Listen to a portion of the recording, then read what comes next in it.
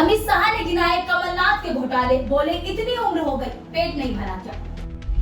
केंद्रीय गृह मंत्री अमित शाह ने मध्य प्रदेश में चुनावी जनसभाओं को संबोधित करते हुए पूर्व मुख्यमंत्री कमलनाथ और कांग्रेस के पूर्व अध्यक्ष राहुल गांधी पर जमकर निशाने साधे। उन्होंने आरोप लगाया कि कमलनाथ ने 350 करोड़ का मोजरबियर घोटाला किया, 2400 करोड़ रुपए के आगसा बेसलैंड घोटाले में नाम आया, 600 करोड़ का इसको घोटाला किया, 25,000 करोड़ रुपए की कर्ज माफी का घोटाला कमलनाथ ने किया।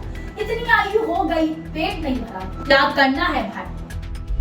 मध्य प्रदेश के शिवपुरी जिले के करेरा में शाह ने कहा कि कमलनाथ मध्य प्रदेश में 1.5 साल रहे, ऐसा नहीं है कि उन्होंने कुछ काम नहीं किया। उन्होंने यहाँ कमीशन खोरी का उद्योग स्थापित किया, ट्रांसफर इंडस्ट्री लगाने का काम किया, बेटा दामादों के कल्याण का उद्योग स्थापित किया, भ्रष्टाचार की इंडस्ट्री लगाने का काम किया, शिवराज जी की 51 से ज्यादा गरीब कल्याण योजनाएं बंद कर दी। मुझे पता है कि कमलनाथ आने वाले नहीं, भगवान न करे कमलनाथ आ गई तो किसानों को 12,000 मिलना भी बंद हो जाएगा, लाडली बहना योजना भी बंद हो जाएगी। शाह के साथ केंद्रीय नागरिक विमानन मंत्री ज्योतिरादित्य सिंधिया ने भी जनसभाओं को संबोधित किया। शाह ने अपनी चुनावी जनसभाओं में 2003 के पहले रहे दिग्विजय सिंह के नेतृत्व वाले कांग्रेस सरकार के कार्यकाल को भी याद किया।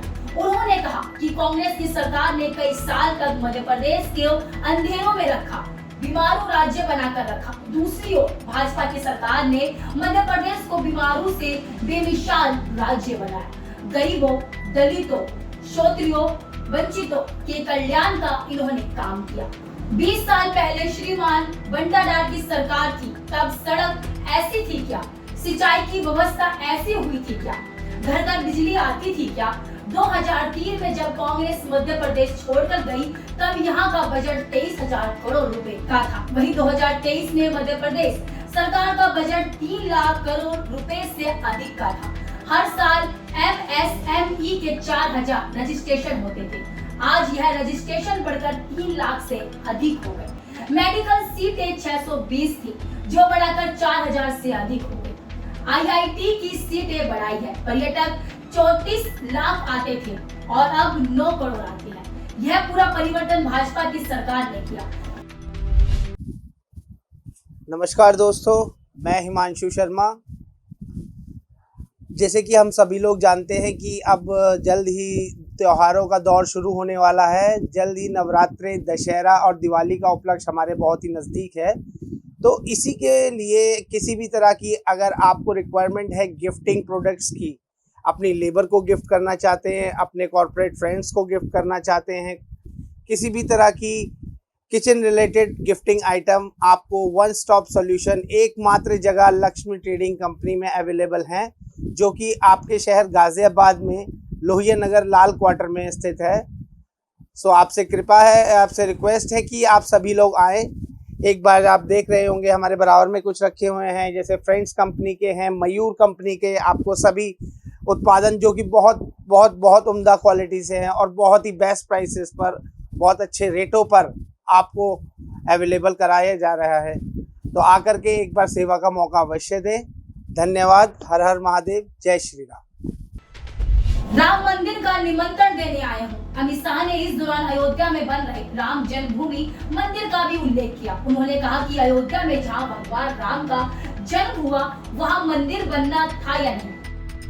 कांग्रेस पार्टी 70 साल से मंदिर के पर्शन को लटका, अटका और भटका रही थी। मोदी जी ने एक दिन सुबह चुपचाप जाकर भूमि पूजन किया। मैं तो निमंत्रण देने आया हूँ, 22 जनवरी को वहाँ का प्राण प्रतिष्ठा होने वाली है। राहुल बाबा को जवाब देना चाहता हूँ कि 2019 में मैं भाजपा का अध्यक्ष था। राहुल बाबा पूरे देश में गदर मचाते थे, कहते थे कि मंदिर वही बनाएंगे मगर तिथि नहीं बताएंगे। राहुल बाबा तिथि सुन लो, 22 जनवरी 2024 को दोपहर 12:30 बजे रामलला प्रस्थापित होने वाले हैं। हमने सिर्फ अयोध्या मंदिर का काम नहीं किया, उज्जैन में महाकाल लोक और काशी विश्वनाथ का कॉरिडोर बनाया। वहीं सोमनाथ का मंदिर सोने का बन रहा है। वहीं आपको बता दें, राहुल बाबा ने अंधेरों में जाकर कोरोना टीका लगवाया। अमित शाह बोले कि यहाँ सभी को कोरोना का टीका लगना है या नहीं। 22 पैसे भी देना नहीं पड़ा, क्या कॉफी पिलाकर कोरोना टीका नहीं लगा। राहुल बाबा कहते थे कि यह टीका मत लो, यह मोदी टीका है। वह तो अच्छा है कि राहुल बाबा की किसी ने नहीं सुनी। एक दिन अंधेरे में जाकर उन्होंने भी टीका लगा लिया। कोरोना जैसी महामारी में भी कांग्रेस बोले राजनीति करते थे। 4C फॉर्मूले पर चलती है कांग्रेस। शाह ने अब आरोप लगाया कि कांग्रेस पार्टी 4C फॉर्मूले पर चलती है। करप्शन, कम्युनल दंगे, कमीशन और क्रिमिनल की पॉलिटिक्स करती है। मध्य प्रदेश को 4C से निकालकर विकास की धारा में लाने के लिए भाजपा को वोट देना जरूरी है। कांग्रेस की सरकार थी तो केंद्र सरकार ने 10 साल में 2 लाख करोड़ रुपए मध्य प्रदेश को भेजे थे। वही मोदी जी ने 9 साल में 7,25,000 करोड़ रुपए मध्य प्रदेश को सिर्फ गढ़ के रूप में भेजे हैं। सड़क, रेलवे, एविएशन और इंस्टीट्यूशन का मिलाकर और 8 लाख रुपए भेजे हैं। सभी योजनाओं को मिलाकर 9 साल में 20 लाख करोड़ रुपए भेजे हैं। कांग्रेस धारा 370 को अवैध संतान की गोद में खिलाती रही। अमित शाह ने कहा कि अब केंद्र को मनमोहन सिंह की सरकार थी तो आए दिन पाकिस्तान से आलिया, मालिया और जमालिया घुसाते थे, बम धमाके करते थे। मोदी बाबा को जुबान सिली हुई रहती थी। मोदी जी की सरकार आई तब पुलवामा और उरी में पाकिस्तान ने गलती कर दी। 10 दिन में एयर स्ट्राइक और सर्जिकल स्ट्राइक करने का काम हमारे मोदी जी ने किया। कश्मीर से धारा 370 को हटाया। कश्मीर हमारा है या नहीं? कांग्रेस 70 साल तक धारा 370 को अवैध संतान की तरह गोद में खिलाती रही। कांग्रेस ने कहा धारा 370 मत हटाओ, भूचाल आ जाएगा, खून की नदियां बह जाएगी। धारा 370 को हटाकर 5 साल हो गए। खून की नदियां छोड़ो, कंकड़ उठाने की किसी की हिम्मत नहीं है।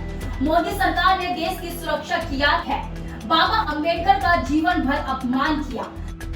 शाह ने आरोप लगाया कि कांग्रेस वाले आज बाबा साहब अंबेडकर का फोटो लगाकर घूमते हैं। कांग्रेस ने तो जीवन भर उनका अपमान किया।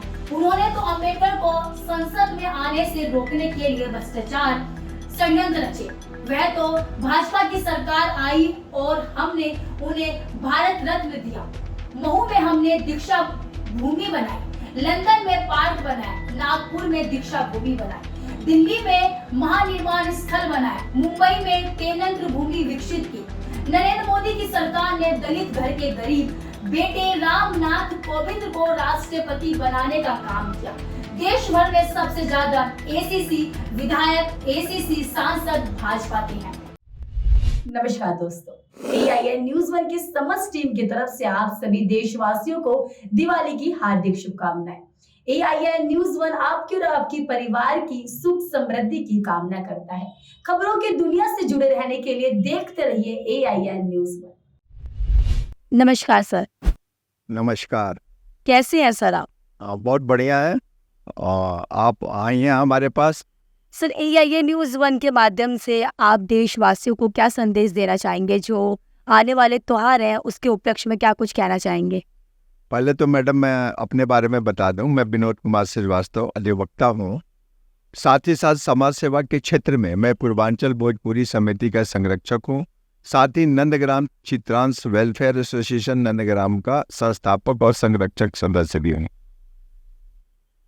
और मैं आने वाले त्योहारों के बारे में अपने समिति की तरफ से, अपने पूरे मित्रों और साथियों के तरफ से आने वाले त्योहार दीपावली, तवात पूजा जिसे हम चित्रकूट पूजा भी कहते हैं, छठ पूजा हमारे पूर्वांचल का महान पर्वों में से एक है। मैं सबके लिए, सबके अपनी पूरी संस्था के और टीम की तरफ से बधाई देना चाहता हूँ कि अच्छे से और सम्मानपूर्वक, सौहार्दपूर्वक हम लोग त्योहार मनाएं।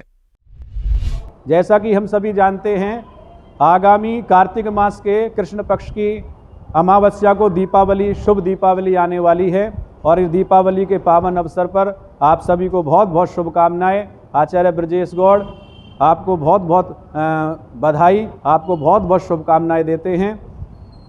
कार्तिक मास के कृष्ण पक्ष की अमावस्या को दीपावली का जो शुभ मुहूर्त है पूजा का, वो शाम को 6 बजे से 8:30 बजे के बीच में होगा और 9:30 बजे से 11:30 बजे के बीच में होगा।